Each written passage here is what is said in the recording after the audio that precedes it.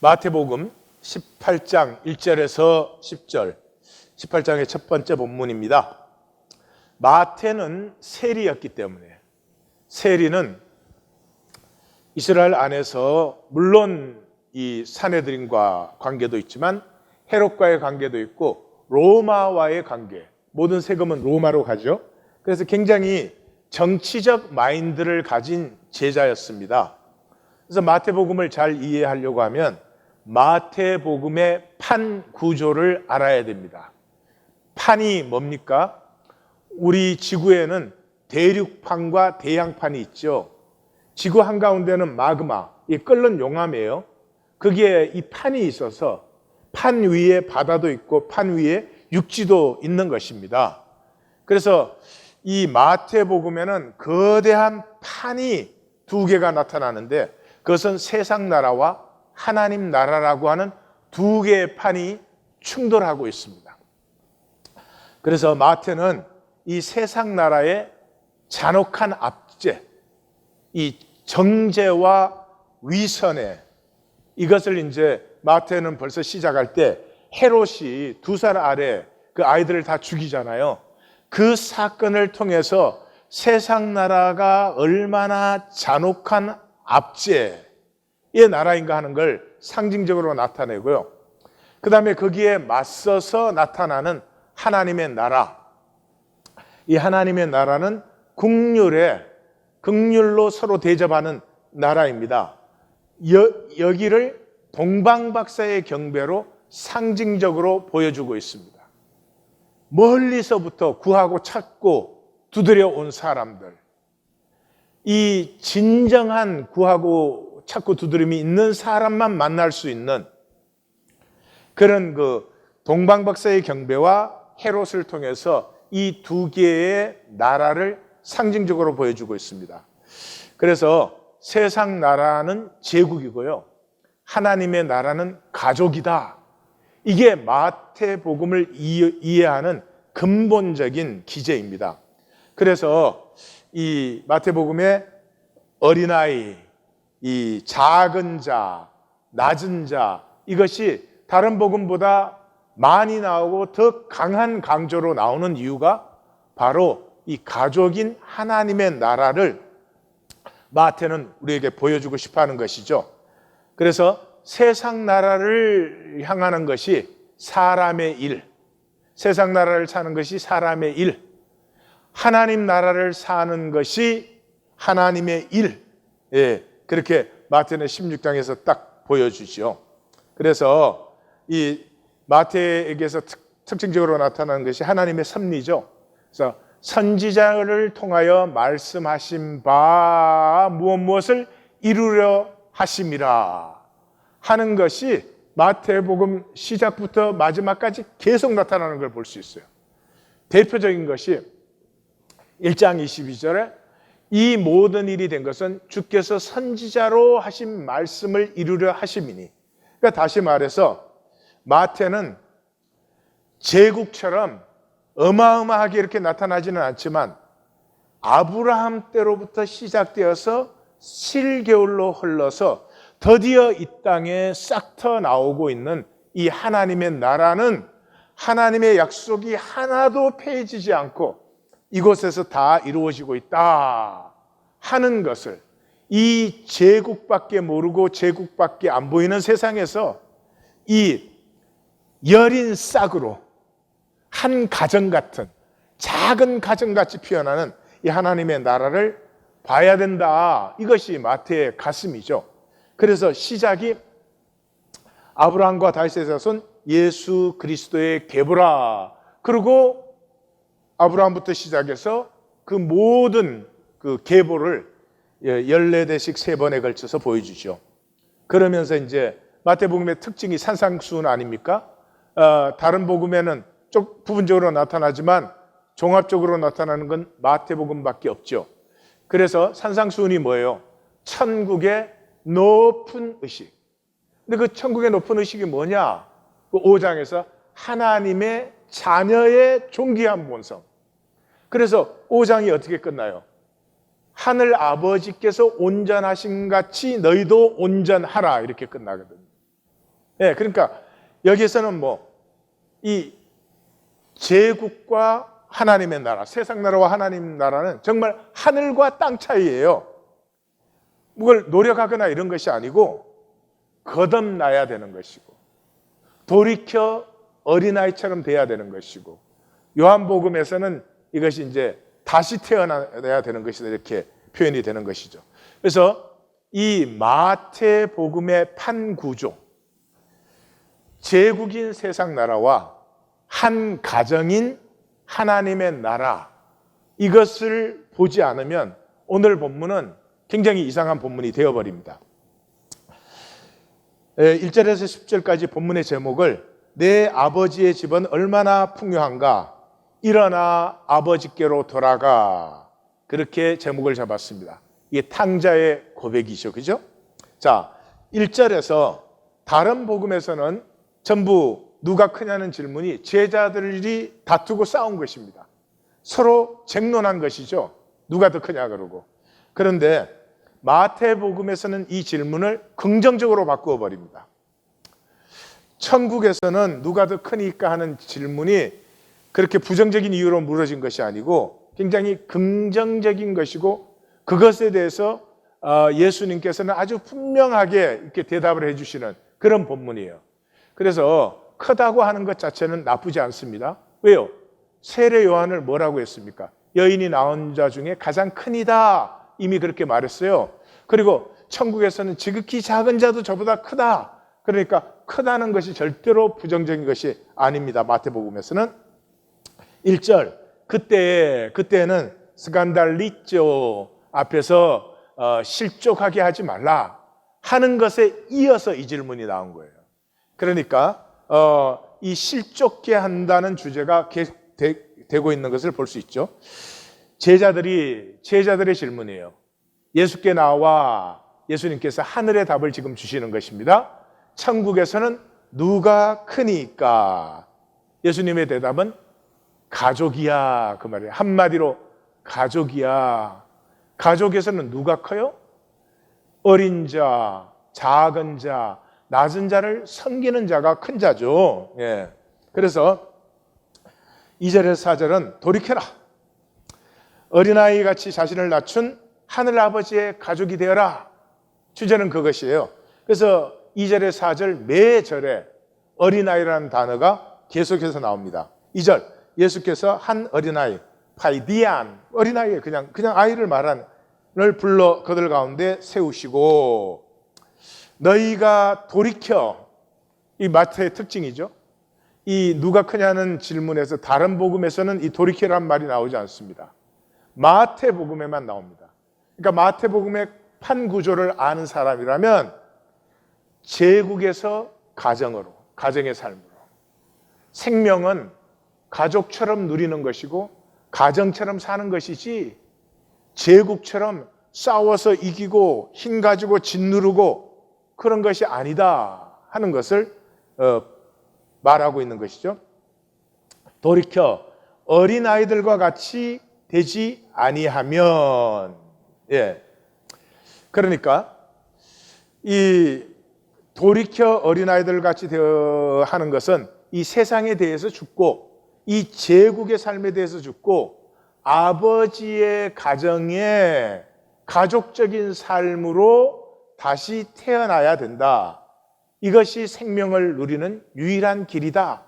그런 것이죠. 그래서 되게 이 판구절을 못 보면 어린아이들은 뭐 순전합니다. 어린아이는 부모를 온전히 의존합니다. 어린아이들은 뭐든지 잘 배웁니다. 뭐 이런 자질적인 것을 갖다 붙이는 건데요. 그건 아니고요. 어린아이도 죄성에서는 자유하지 않죠. 그러니까 어린아이의 어떤 그 본질적인 본성적인 특징을 얘기한 것이 아니고 어린아이에게는 가정이 우주죠. 가정이 전부죠. 예. 그래서 그 가정에 있는 어린아이처럼 되라. 그런 얘기입니다. 그래서 성경은 가족 용어를 쓰죠. 성경 66권 중에 가장 중요한 신탁이 나단의 신탁입니다. 다윗의 나라를 세워 영원케 하겠다는. 여기에서 하나님이 계속 나라라는 말을 쓰지 않습니다. 그죠? 집이라는 용어를 써요. 여기 집이라고 하는 것은 household, 가정을 얘기하는 거죠. 그래서 스데반이 사도행전 7장에서 뭐라고 얘기합니까? 하나님이 집을 세운다고 했는데 솔로몬이 빌딩 세워놓고 빌딩이 아무리 큰들 그게 하나님이 그 안에 계실 수 있느냐? 이런 얘기를 하는 이유가 바로 그렇습니다. 그래서 돌이켜 어린아이들과 같이 되지 않으면 결단코 천국에 들어가지 못한다. 예, 천국은 가정이니까 가정이 필요한 사람은 천국에 들어가는 거죠. 예, 가정이 필요치 않은 사람은 천국에 갈 필요도 없겠죠.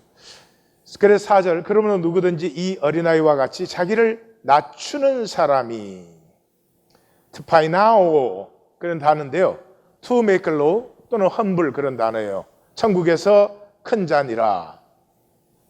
그러니까 어린아이에게는 가정이 우주죠. 근데 그 가정에서 어린아이는 가장 낮고 작은 자예요. 그런데 낮고 작은 자임에도 불구하고 가정의 어린아이는 어떻게 해요? 누림에 대해서는 당당하죠. 그리고 자신으로 삽니다. 예. 아니 뭐 가정에서 가면 쓰고 착하는 아이가 있어요? 없지요. 그래서 이 특징이 가장 잘 나타나는 게 기도의 기절이에요. 되게 우리는 그걸 강청하는 기도다 그러는데 강청이 아니에요. 때를 쓴다 그렇게 말할 수도 있겠지만 누가복음 11장 8절에 보면 내가 너희에게 말하노니 비록 벗됨으로 인하여서는 일어나서 주지 아니할지라도 그 간청함을 인하여 일어나 그 요구대로 주리라. 자녀가 원하는 게 있으면 졸르고 또 졸르죠. 자격에 대해 생각합니까? 생각 안 합니다. 예, 뭐 조건 생각합니까? 아니에요. 내가 원하기 때문에 그냥 조르는 거죠. 이것이 자녀됨의 기도입니다. 예. 또 너희 중에 아버지 된 자로서 누가 아들이 생선을 달라 하는데 생선 대신에 뱀을 주며 알을 달라 하는데 전갈을 주겠느냐? 자녀라면 당연히 이렇게 생각합니다. 내가 졸라도 그래서 그것이 엄마 아버지를 귀찮게 해도 그런다고 나에게 나쁜 것을 줄 것이다. 이런 아이가 어디에 있어요? 조르고 때를 써도 좋은 걸 줄 거라고 그것이 자기의 엄마 아빠라고 분명히 믿죠. 그래서 이 모든 기도의 기절들, 담대한 고백의 기절들을 보면 바로 이 자녀된 의식이에요. 시편 86편 7절에도 나의 환난 날에 내가 주께 부르짖으리니 주께서 내게 응답하시. 여기 조건이 있습니까? 내가 진실되게 부르짖으리니 내가 그때부터는 이제 의롭게 살 테니 응답하. 이래요? 아니요. 내가 힘들기 때문에 부르짖는 거예요. 그러면 주님은 당연히 내게 응답하신다. 이게 자녀된 믿음, 가정적, 가족적 믿음이에요. 그러니까 우리가 하나님을 믿는다라고 할 때 이 하나님 나라의 가족성에 대해서 분명하지 않으면 계속 종교생활해요. 힘들고 애쓰고 그리고 열매 없어요. 종교적인 기도 응답은 어떻게 해요? 자기가 만들려고 하죠. 막 열심히 한다든지 세게 한다든지 무슨 또 금식을 한다든지 등등등등 해가지고 자기가 응답을 만들려고 해요. 아니 어떤 아이가 집에서 부모에게 무슨 답을 만들어내려고 해요. 예. 이사야 65장 24절에는 부르기 전에 내가 응답하겠고 그들이 말을 마치기 전에 내가 듣는다. 이게 부모의 마음 아니에요? 자녀가 힘들어서 부르짖으면 부르짖기 전에 듣고 달려가죠. 이게 당연한 부모의 마음이죠. 창세기 32장에서는 야곱이 그러잖아요. 날이 새서 이제 가려고 하니까 야곱이 이르되 당신이 내게 축복하지 않으면 가게 하지 않겠나이다. 자기가 말릴 수 있어요. 하나님 가시는데. 근데 놓아주지 않겠대요. 이게 가족의 마인드, 부모와 자식의 관계의 마인드예요. 예, 자식이 떼쓴다고 부모가 신경 안 쓰면 끄떡이나 하나요? 그럼에도 불구하고 자식은 그런 게 있죠. 내가 떼쓰면 엄마 아빠가 어떻게 하겠어? 해주겠지.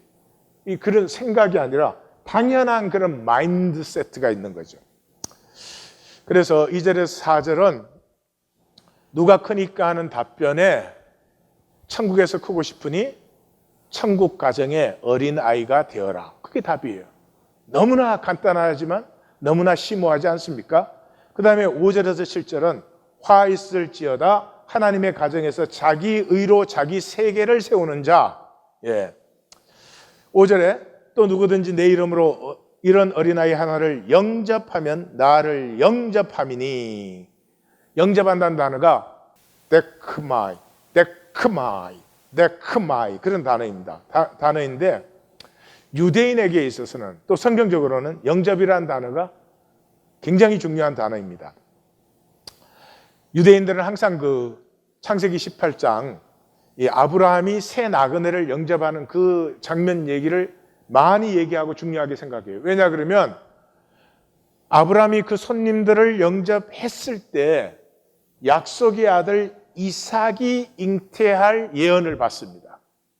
그때 뭐 사라가 웃었다 그런 얘기 나오잖아요. 그러니까 그 영접할 때 우리에게 영접이 있을 때 그 영접 안에서 하나님의 선물이 우리에게 임한다는 거예요.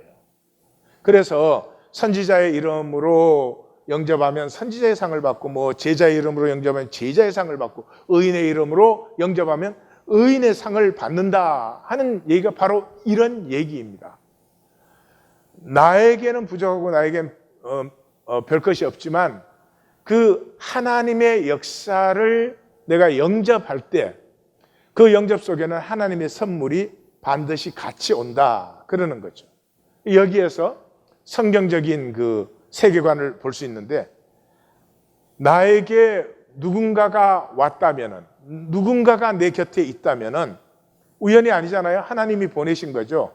그러니까 하나님이 무엇 또는 누구를 보낼 때 반드시 자기 가정에 온 세계가 하나님의 가정이에요. 자기 가정에 자신의 어린 자녀를 보낸 거예요.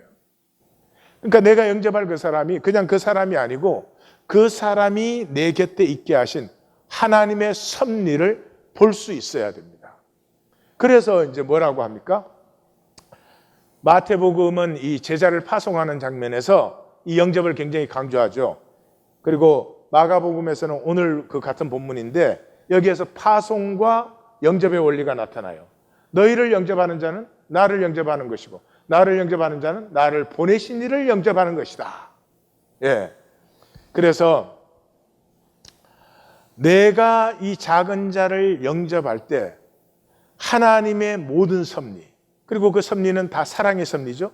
그 사랑의 섭리를 내가 다 받아들이는 것이에요. 그래서 약속이 이루어지고 아브라함에게 이삭이 태어나듯이 약속이 이루어지고 하나님이 섭리하신 복을 받게 된다 하는 것이 이 성경적인 보내심과 영접의 원리입니다.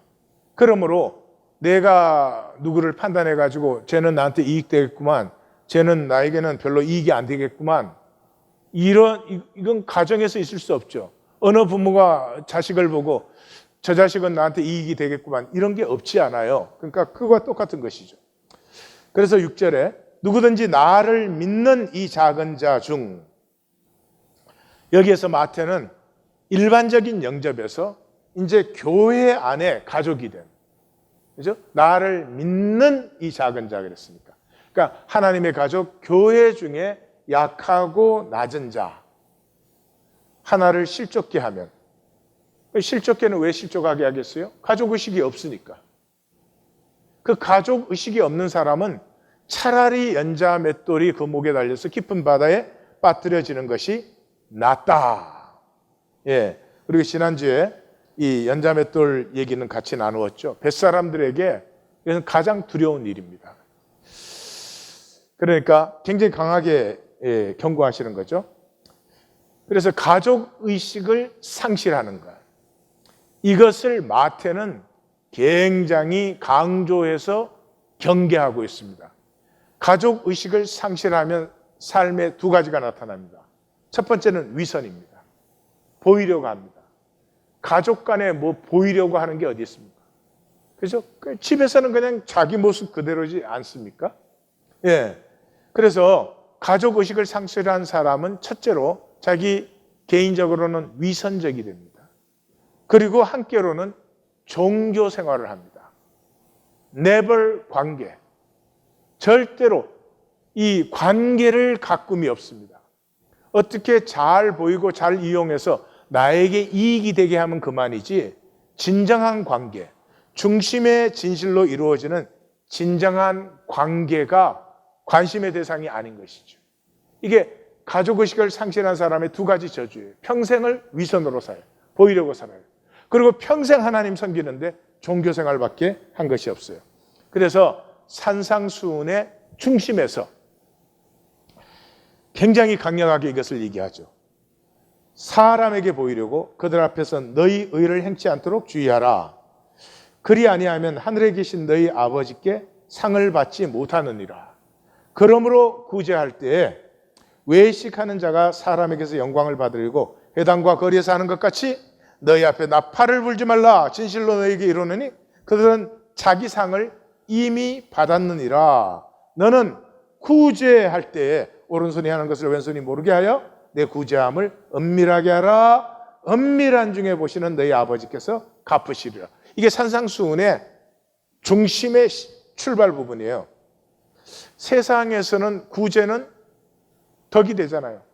힘든 사람, 어려운 사람 도와주면 뭐 다 덕이 되잖아요. 그렇지만 가정에서는 이 보이려고 구제하는 것은 가장 월스트한 거죠. 가족 중에 아마 가장 불쌍한 가족이 있다면은 서로에게 보이려고 행동하는 가족. 그 별로 가능치가 않은데요. 그렇죠? 그거는 정말 저주받은 가족이죠.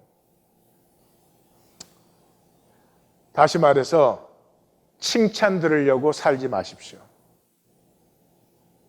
사람에게 보이는 이유가 뭐예요? 보여서 그 다음에 인정받고 칭찬 들으려는 거 아니에요. 칭찬 들으려고 살지 마십시오. 칭찬 듣는다는 말은 주어진 시스템에 성실하고 충성되어서 자기를 인정받는 것이죠. 이건 자기가 아니죠. 자기 역할을 인정받는 것이죠. 마치 이런 것이죠. 해적선에 해적이 있는데 아주 성실하고 충성돼요. 이게 좋은 거예요? 나쁜 거예요? 아주 악한 거죠. 해적선에서는 반항을 해야지. 그게 충성하면 어떻게 해요? 그래서 제국을 살지 말고 가정의 삶을 살아라 하는 것을 한마디로 하면 그렇습니다. 그 시스템에 인정받으려고 하지 말고 진정한 나를 피워 우주를 축복하라. 하나님의 약속이 뭐예요? 천하 만민이 너를 통하여 복을 받으리라. 내 안에 있는 하나님의 형상이 피어나면 내가 우주를 축복하며 우주는 나를 축복하는 이 하나님의 약속이 이루어진 자리에 들어가는데 그 눈앞에 보이는 알짱알짱대는 사람의 칭찬 들으려고 살지 마십시오. 그래서 나중에 마태복음에서는 23장 가면 땅에 있는 자를 아버지라 하지 말라. 너희 아버지는 한 분이시니 곧 하늘에 계신 이시니라.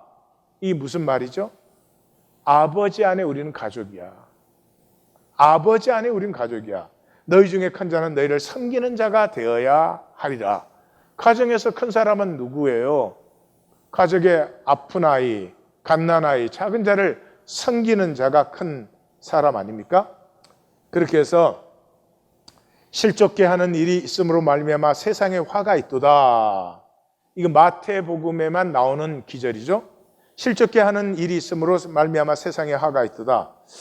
이 실족게 하는 이유는 에고로 살기 때문에 그렇죠. 에고로. 생명은 절대로 서로 실족게 하려고 해도 되지 않습니다. 심지어 아픔을 주어도 그것이 합력하여 선을 이루게 되는데 그 에고가 왜 실족게 하는가? 작아요. 너무 작아요.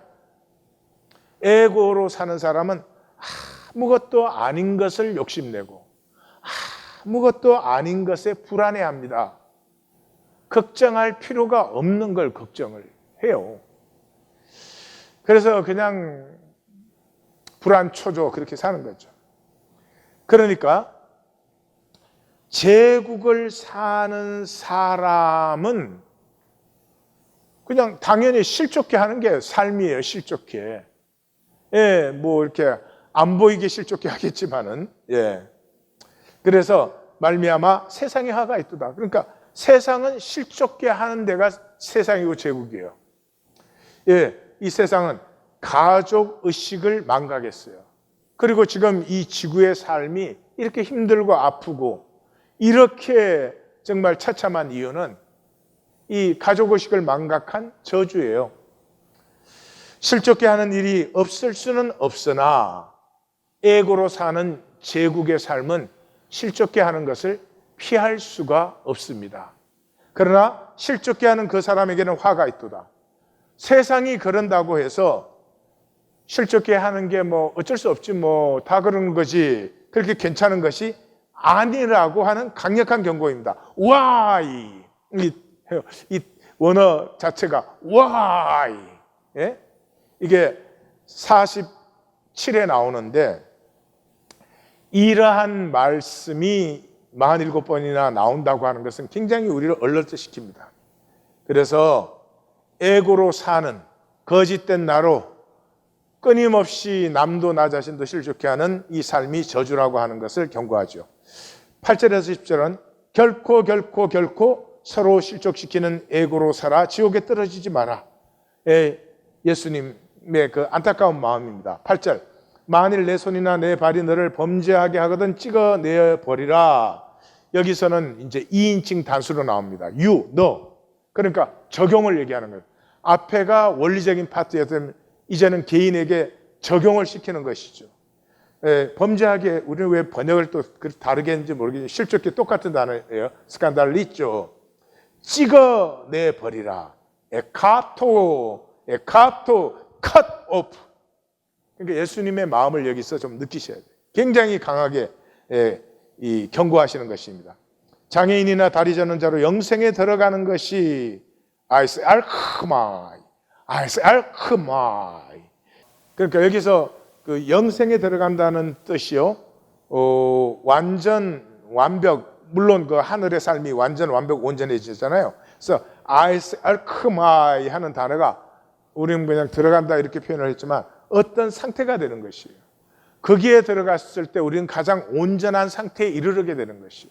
그래서 현상에서 아무것도 정말 염려할 필요 없이 실족해 하는 것이라면 내 삶에서 당연히 파내어버려라. 그 강조를 하는 거죠. 두 손과 두 발을 가지고 영원한 불에 던져지는 것보다 나으니라. 아이오니아스, 영원한 아이오니아스. 이것은 시작도 끝도 없는. 그러니까 여기서 이 한 절만 딱 보시면은 예수님께서 어떤 영혼도 지옥에 들어가는 일이 없어야 된다는 것을 얼마나 안타깝게 또 강하게 얘기하시나 하는 걸 느낄 수 있어요. 만일 내 눈이 범죄하거든 빼어버리라. 엑자레오, 빼어버려라. 한눈으로 영생에 들어가는 것이 두 눈을 가지고 지옥불에 던져지는 것보다 나으니라. 깨나푸르, 지옥불, 그런 뜻입니다. 이 지옥이란 단어는 그렇게 해석할 수 있는 단어는 성경에 많이 나옵니다. 그러니까 지옥이란 단어를 직접적으로 이렇게 경고적으로 쓰신 분은 예수님밖에 없습니다. 그러니까 예수님이 안 계시면 우리 지옥 얘기할 수 없을 거예요. 예수님이야말로 이 지옥에 대해서 이렇게 솔직하게 직접적으로 경고할 수 있는 분이죠. 거기에 던져지는 것보다 발로, 이게 125번 나오는 단어. 발로, cast into, 던져지는 것. 그래서 눈이 실족해 하면 빼어버려라. 이 한눈으로 영생에 들어가는 것이 지옥불에 던져지는 것보다 낫다. 예수님의 안타까운 마음이 우리 같이 느껴지기를 원해요. 그래서 이거 이미 하나님 나라 비유할 때 13장에서 예수님이 강조하신 것입니다. 우리는 그 하나님 나라 비유가 7개인데 실제적으로는 2개의 비유다 알죠. 2개의 비유인데 결론 비유가 가라지 비유다. 결코 가짜 되지 말아라. 가짜 나는 에고죠. 참나는 하나님의 형상이죠. 결코 가짜 내가 되지 말아라. 그러면서 그 가라지 비유의 총 결론이 뭐예요? 풀무불에 던져 넣는다. 이 던져 넣는다 하는 단어가 cast into, 발로우 하는 단어입니다. 발로우. 풀무불에 던져 넣으리니 거기서 울며 이를 갈리라. 예수님 뭐 지옥 묘사하고 싶어서 이걸 하겠어요? 결코 지옥에 가서는 안 돼. 그 말이죠. 그리고 13장 하나님 나라의 비유를 총체적으로 마감하는 말이 역시 풀무불에 던져 넣으리니 거기서 울며 이를 갈리라. 요거 다음이 이제 깨달았느냐? 그랬더니 제자들이 깨달았습니다. 이렇게 하나님 나라 비유가 끝나지 않아요.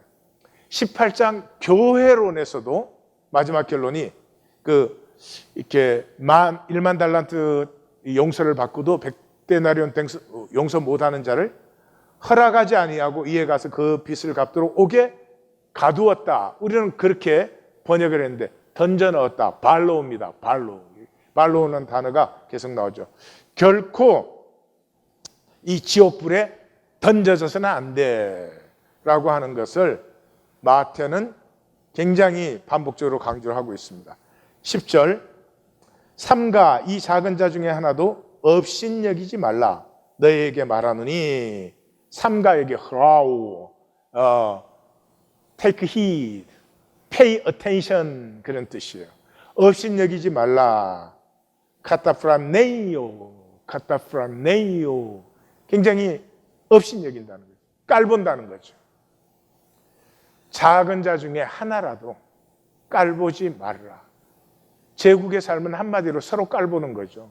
깔보는 위치에 설 수 있는 걸 성공이라고 얘기해요. 제국에서는. 여러분 가족은 어떻게 해요?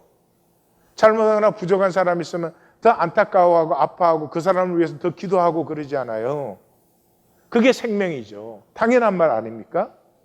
그래서 이 작은 자 중에 하나라도 업신여기는 자, 다시 말해서 가족적인 마인드가 아니고 제국적인 마인드를 가지고 사는 자는 지옥불에 던져진다는 거죠. 그들의 천사들이 하늘에서 하늘에 계신 내 아버지의 얼굴을 항상 배움느니라. 이거 우리 지난주에 이미 나누었죠. 그 지극히 작은 자를 섬기는 천사가 하나님의 영광의 자리에 매일 나아가요. 그러면 그 천사가 그렇게 존귀하다면 이 천사가 섬기는 그 작은 자는 얼마나 더 존귀하고 영광스러워요. 하나님이 이 작은 자를 자기의 가정에 보내셨는데 감히 누가 깔볼 수 있어요? 감히 누가 업신여길 수 있어요? 이 에고의 터무니없는 이 엉터리성, 생명은 벌레 하나도 바람 한 줄기도 업신여기지 않습니다. 정리해보면 실족하지 않게 하는 것은 아버지의 자녀로 사는, 아버지의 가정에 아버지의 자녀로 사는 삶이고, 아버지의 가정의 삶이라면 작고 낮은 자를 실족하게 하지 않고 대접하는 자이죠. 이 실족하게 하지 말라는 말은 날 보고 하지 말으라 그런 뜻이 아닙니다. Not how I do, but whose I am. 내가 실족게 안 하려고 아무리 행동해 보십시오. 실족 안 시킬 수 있나? 그게 내가 중독돼 있는데요. 그러나 whose I am, belongingness. 나는 누구의 소속인가?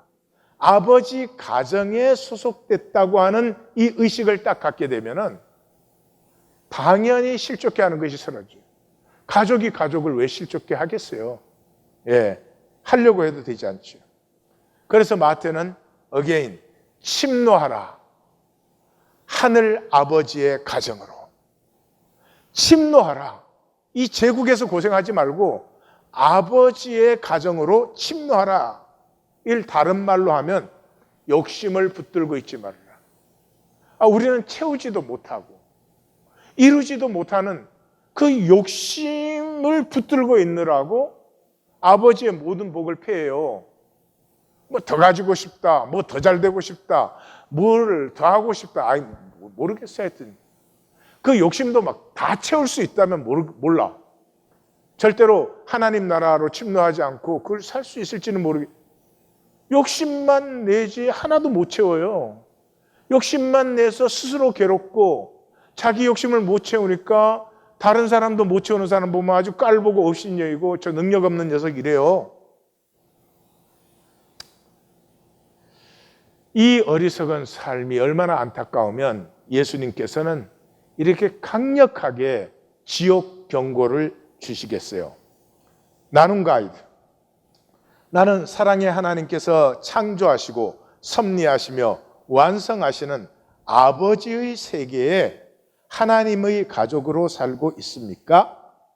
아니면 제국의 통치 아래서 경쟁에서 이기고 더 출세해야 되고 더 소유해야 되고 더 지켜야 되는 단절의 존재로 살고 있습니까? 믿음으로 만유를 누리는 삶입니까? 불안과 염려로 사는 가인의 삶입니까?